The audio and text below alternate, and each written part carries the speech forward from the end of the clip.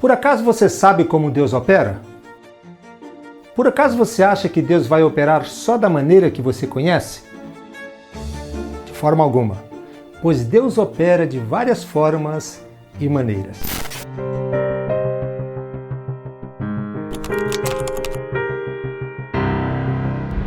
A Bíblia nos faz ver Deus operar por meio das águas do Rio Jordão, como foi no caso de Naamã, em 2 Reis 5.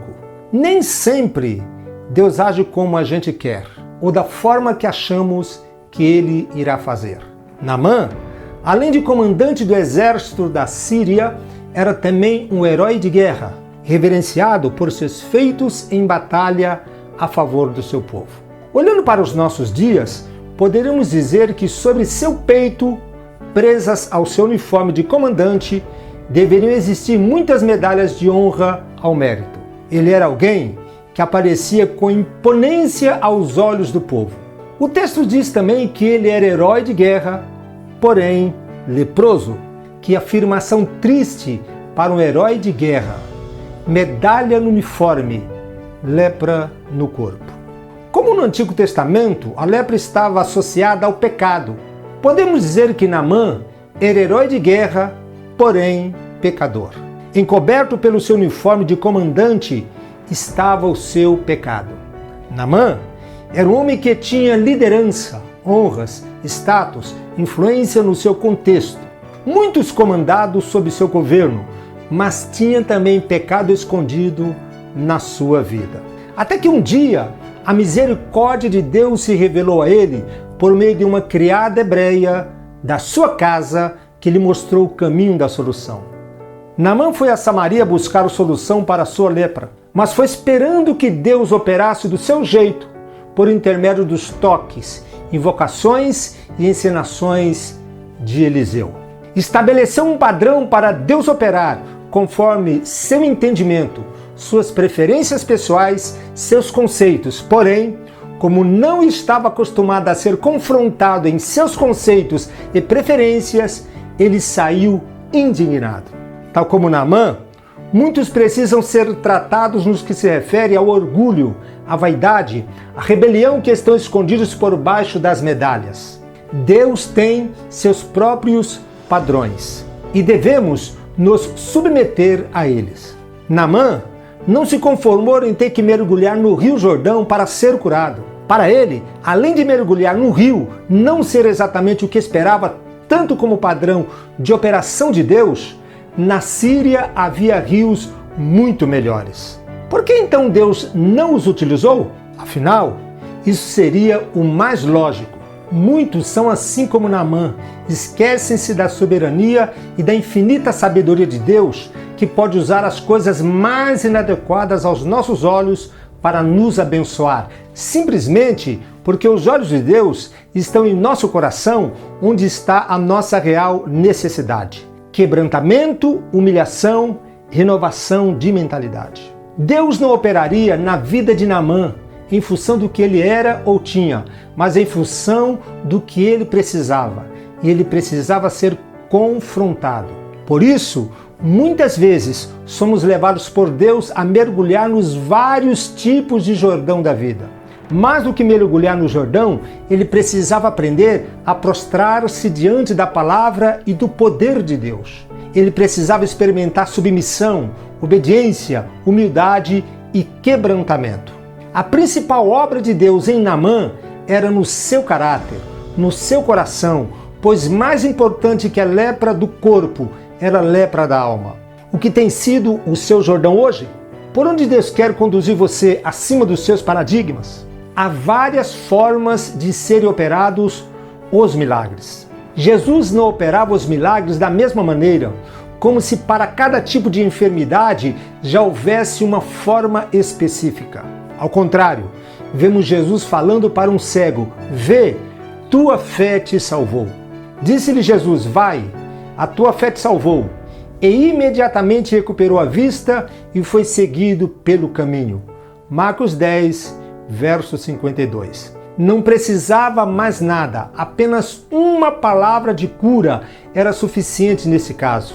E há pregadores que defendem o uso da palavra profética para tal, que não precisa de mais nada, apenas a palavra.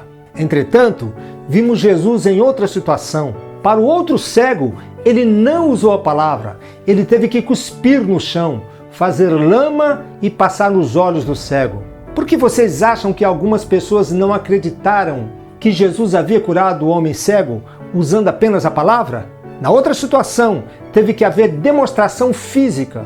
Muitas vezes, somos acometidos de doenças por causa de escolhas que fizemos no passado.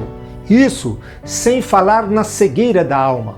Como você acha que Jesus se sentiu quando as pessoas não acreditaram nele? Vejamos a história completa. Num certo sábado, Jesus e seus discípulos estavam em Jerusalém. Devia estar lá para assistir à festa dos tabernáculos. Enquanto andavam, viram um homem cego pedindo esmola. O homem devia ser conhecido, pois os discípulos sabiam que ele era cego desde o nascimento. Os líderes religiosos judeus ensinavam que Deus enviava dor e sofrimento para castigar os que pecavam. Os discípulos quiseram saber. Mestre, perguntaram seus discípulos, quem pecou, este homem ou seus pais para que nascesse cego? João 9, verso 2. Jesus queria que os discípulos aprendessem a verdade sobre o pecado e a dor. É Satanás quem causa a dor e o sofrimento, e não Deus. Ainda que algumas vezes as escolhas das pessoas tragam dor e sofrimento, muita gente sofre apenas porque vive no mundo em que Satanás faz o quanto puder para muitas pessoas sofrerem. Jesus disse que não foi pecado de ninguém que fez o homem nascer cego e que os discípulos veriam o poder de Deus operando nele. Jesus cuspiu no chão e misturou o pó com a saliva para formar um pouco de lama. Ele colocou a lama sobre os olhos do homem e disse para ele ir se lavar no tanque de Siloé. Quando o homem terminou de lavar os olhos, voltou para onde estava e já podia ver.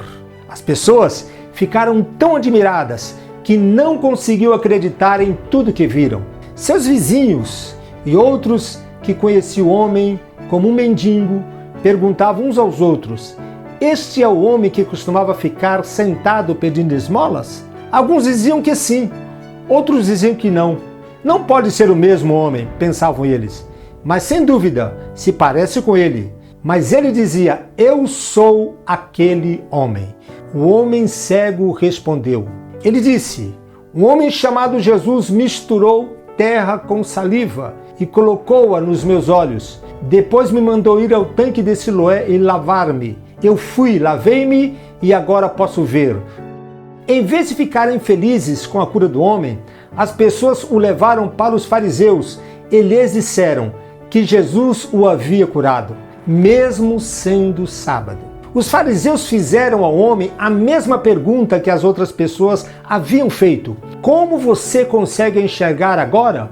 O homem contou a mesma história sobre Jesus. Os fariseus mandaram buscar os pais do homem. Eles disseram que aquele era seu filho e tinha nascido cego, mas eles não sabiam como ele podia ver agora. Perguntem a ele, disseram. Ele tem idade suficiente para responder por si mesmo. Os pais do homem ficaram com medo de dizer muita coisa, porque os líderes religiosos judeus poderiam castigá-los, colocando-os para fora da sinagoga por um mês ou até mesmo por toda a vida.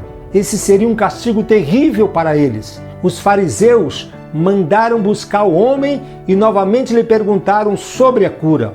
Como você pode ter sido curado por um pecador? Tudo o que sei é que eu era cego e agora posso ver, respondeu ele. Sabemos que Deus não escuta pecadores. Já que Deus o ouviu e me curou por intermédio dele, ele deve ser de Deus, completou o homem. Os fariseus ficaram tão zangados com o homem que o expulsaram dali. Quando Jesus soube o que aconteceu, encontrou o homem que ele havia curado. Você crê no Filho do Homem? Perguntou Jesus. Você já ouviu? O Filho do Homem está conversando com você, perguntou Jesus. Creio, respondeu o homem. Então ele adorou e agradeceu a Jesus. Depois, Jesus disse ao homem: eu vim ao mundo para ajudar os cegos a ver. Ele quis dizer que veio para ajudar não apenas as pessoas que eram cegas fisicamente, mas também as que não conheciam ou não entendiam a Deus, porque eram espiritualmente cegas. Jesus viu um homem que precisava de cura e o curou. O homem agradeceu a Jesus, acreditando nele e contando aos outros o que Jesus havia feito por ele. Contar aos outros o que Jesus tem feito por nós é a melhor maneira de agradecer a ele. Os discípulos queriam saber de quem era a culpa, sendo que estavam diante da solução. Hoje, muitos discípulos procuram respostas em lugares errados, com perguntas também erradas. Os fariseus indagaram tanto ao ex-cego, tentando confundi-lo, que ele respondeu de uma forma forte. Então os líderes judeus chamaram pela segunda vez o homem que tinha sido cego e disseram: jure por Deus que você vai dizer a verdade. Nós sabemos que esse homem é pecador. Ele respondeu: se ele é pecador, eu não sei. De uma coisa eu sei, eu era cego e agora vejo. João 9, verso 24 e 25. Este deve ser o nosso testemunho após uma cura, engrandecer o nome de Jesus e não da igreja ou do pastor ou o pregador, que no caso foi um canal por onde passou o poder de Deus. A questão é, porventura sabemos como Deus opera? A resposta é não. Quando pensamos que vai ser a mão de Paulo que Deus vai usar, são os aventais. Quando pensamos que são os aventais, é o lenço. Quando pensamos que é o lenço, é a mão. Sabe por quê? Porque Deus é soberano. Não consigo imaginar Pedro estendendo as mãos para a sua sombra e orando que ele curasse aqueles por sobre quem passasse. Muito menos Paulo orando sobre seus objetos de uso pessoal para quando as pessoas o tocassem fossem curadas. E Jesus então? Ele agiu no ato contínuo. Abaixou, fez a laminha, passou nos olhos do cego e pronto. Afinal, ele é Deus e faz o que quiser, na hora que quiser e do modo que quiser. Deus é criativo. Jeová Elohim não costuma ficar se repetindo. Não fez a vara de Moisés virar cobra 2 vezes. Não abriu o mar vermelho 2 vezes. Não derrubou as muralhas de Jericó 2 vezes. Ele pode fazer tudo isso de novo a hora que quiser. Porém, ele não faz para que o homem não creia que há um método específico além da fé e do conhecimento da palavra. Principalmente quando o assunto é a multiforme graça de Deus. Cabe a nós estarmos sensíveis ao mover do Espírito Santo. Deus te abençoe sempre em Cristo Jesus.